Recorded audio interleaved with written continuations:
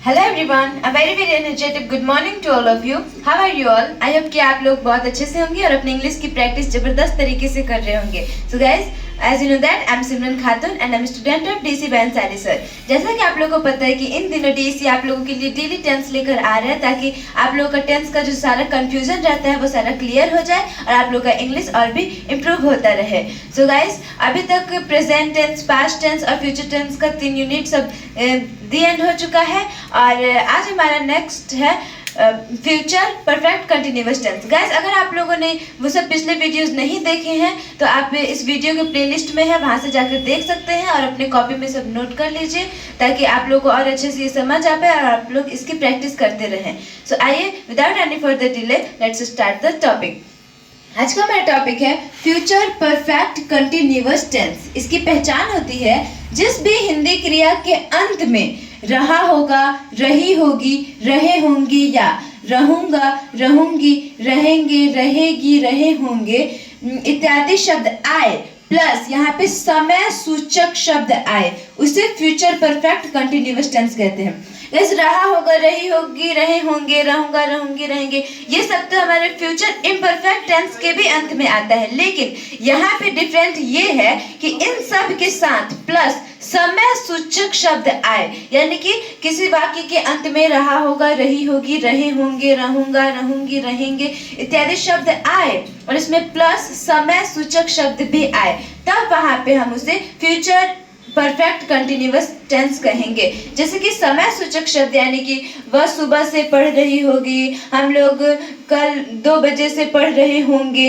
ऐसे यहाँ पे जो समय सूचक शब्द भी आए तो उसे हम फ्यूचर परफेक्ट कंटिन्यूअस टेंस कहेंगे। जैसे कि यहाँ पे वह सोमवार से अंग्रेजी बोल रहा होगा, तो यहाँ पे आया रहा होगा, तो ये हो गया। और यहाँ पे इसमें समय सूचक शब्द है सोमवार से, ये एक समय है सोमवार से, तो वह सोमवार से अंग्रेजी बोल रहा होगा, तो ये हमारा हो जाएगा फ्यूचर परफेक्ट कंटिन्यूअस टेंस। अगर सिर्फ रहता वह अंग्रेजी बोल रहा होगा तो वो फ्यूचर इम्परफेक्ट हो जाता, लेकिन यहाँ पे वह सुबह से अंग्रेजी बोल रहा होगा, यहाँ पे समय सूचक शब्द जुड़ गया तो ये फ्यूचर परफेक्ट कंटिन्यूअस टेंस हो जाएगा।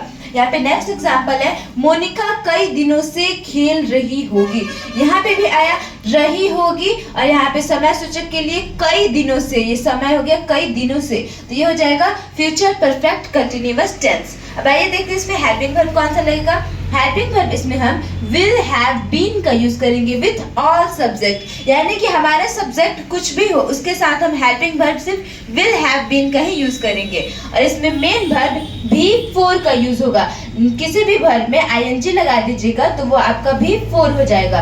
और इसमें स्ट्रक्चर होगा subject plus helping verb will have been with all subject, उसके बाद plus V four plus other word plus time. Time के लिए यहाँ पे हम सिंस या फ्रॉम या फॉर का यूज करेंगे।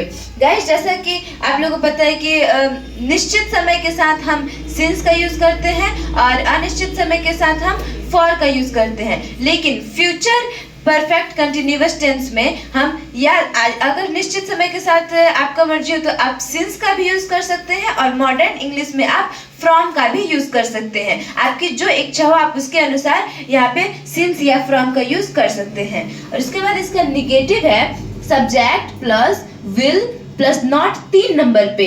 जैसे कि आप लोग को पता है कि नॉट हमेशा 3 नंबर पे ही लगता है, तो इसलिए यहाँ पे पहले subject plus helping verb will plus not, then यहाँ पे हैव प्लस बीन होगा। Subject plus will plus not plus have plus been plus V four plus other word और टाइम के लिए सिंस या फ्रॉम या फिर फॉर। तो आइए अब देखते हैं कि हम कौन सा समय रहेगा, यानी किसके साथ हम सिंस या फ्रॉम का यूज करेंगे और किसके साथ हम फॉर का यूज करेंगे। इसमें बहुत से बच्चों को कंफ्यूजन होता है, सो आइए इसे क्लियर करते हैं।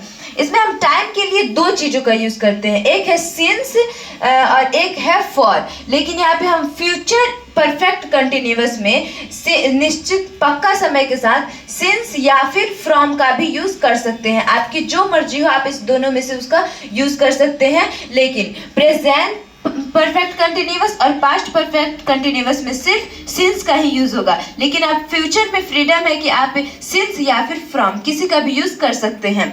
तो ये पक्का समय यानी जब हमारा समय निश्चित हो तो उसके साथ हम सिंस या फ्रॉम का यूज करेंगे। जैसे कि आए बजे किसी सेंटेंस में, जैसे मैं 2 बजे से पढ़ रही होंगी, वह 2 बजे से खा रहा होगा, यानी कि बजे जब आए सेंटेंस में तो वो निश्चित हो गया। उसके बाद आया सप्ताह का नाम, महीने का नाम, वर्ष का नाम। जैसे कि सप्ताह का नाम आया सोमवार से, मंगलवार से, बुधवार से, या फिर महीने का नाम आया जनवरी से, फरवरी से, मार्च से, या फिर वर्ष का नाम 2003 से, 2004 से। ऐसे जब इसका नाम आए तो वहाँ पे हम सिंस या फ्रॉम का यूज करेंगे, या फिर सुबह से, दोपहर से, शाम से।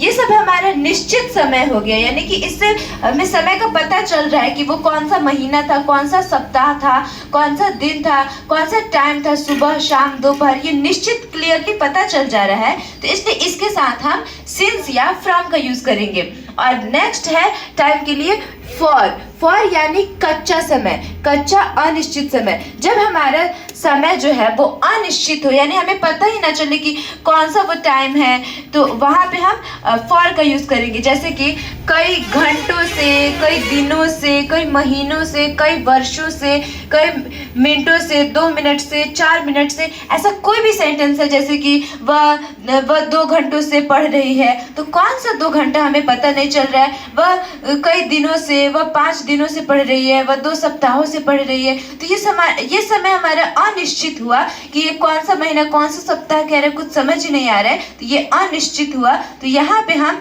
फॉर का यूज करेंगे।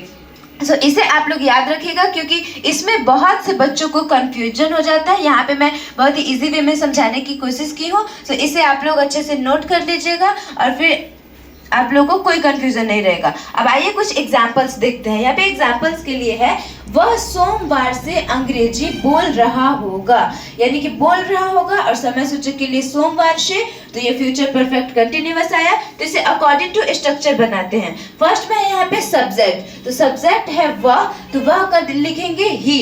उसके बाद है helping verb will have been. Will have been सभी सब्जेक्टों के साथ लगेगा, तो यहाँ पे ही है तो इसके साथ हेल्पिंग वर्ब लगाएंगे विल हैव बीन। उसके बाद है भी फोर, तो भी फोर बोल रहा होगा, बोलना का होता है स्पीक, और उसके साथ हम ing लगा देंगे तो हो जाएगा भी फोर।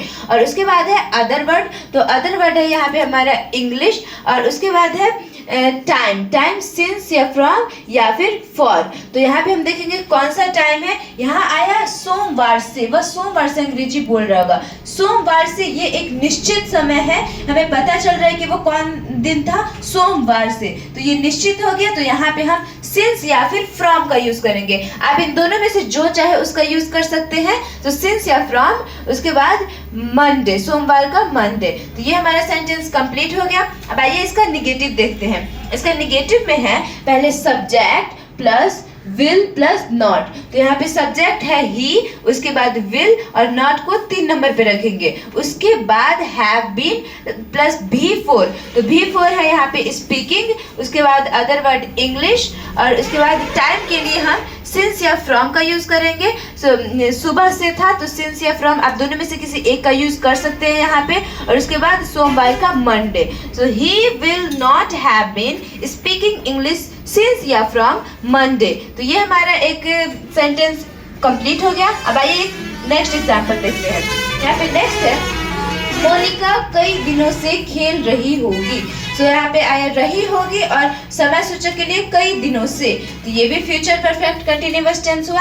अब इसको सॉल्व करते हैं। यहाँ पे पहले सब्जेक्ट, तो सब्जेक्ट का लिखेंगे मोनिका, मोनिका का मोनिका। उसके बाद है helping verb will have been, तो यहाँ पे हेल्पिंग वर्ब लिखेंगे मोनिका विल हैव बीन। उसके बाद है खेल रही, खेलना का भी फोर, तो खेलना का होता है प्ले, उसमें ing लगा देंगे तो वो हो जाएगा प्लेइंग। और उसके बाद है टाइम के लिए सिंस फ्रॉम या फिर फॉर। तो यहाँ क्या है, कई दिनों से आ रहा है, कई दिनों से मोनिका कई दिनों से खेल रही होगी। तो ये तो हमें पता ही नहीं चल रहा है कि कौन सा दिन था, अनिश्चित है, तो इसलिए यहाँ पे हम फॉर का यूज करेंगे। सो यहाँ पे लिखेंगे फॉर, और उसके बाद कई दिनों का होता है many days. Monica will have been playing for many days. ये हमारा सेंटेंस कंप्लीट हो गया। उसके बाद नेक्स्ट है निगेटिव।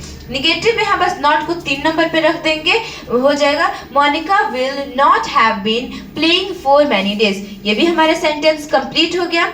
सो गाइज, मैंने यहाँ पे कोशिश किया कि मैं बहुत ही इजी वे में आप लोगों को समझा पाऊँ। इसमें टाइम के लिए कहाँ पे हम क्या यूज करें, इसमें बहुत सारे बच्चों को कंफ्यूजन रहता है। सो गाइज, आप लोग ये सभी नोट कर ले अपने कॉपी पे और इसका अच्छे से प्रैक्टिस करते रहें। और अगर आप लोग इसका पहले का सब वीडियो नहीं देखे होंगे तो जैसा कि मैंने आप लोगों को बताया, इस वीडियो की प्लेलिस्ट में सारे वीडियोस होंगे, आप वहां से सब देख सकते हैं, ताकि आप लोगों को और अच्छे से सभी टेंस समझ आए। और आप लोगों को जानकर खुशी होगा कि आज आप लोगों का ये लास्ट टेंस था, यानी कि टेंस में जो 12 यूनिट होते हैं वो आज दी एंड हो चुका है। सो इसे आप सब कॉपी पे नोट कर ले और अच्छे से प्रैक्टिस करते रहें और जुड़े रहिए डीसी के साथ। यहाँ आप लोगों की जरूरत की सारे कंटेंट मिलते रहेंगे, जिससे आप लोगों का इंग्लिश और भी इन्हांस और इम्प्रूव होता रहेगा। सो गाइस, अगर आप लोगों को ये वीडियो पसंद आया हो तो please like, share and subscribe कीजिए एंड मुस्कुराते रहिए, अंग्रेजी सीखते रहिए। Bye bye, thanks for watching.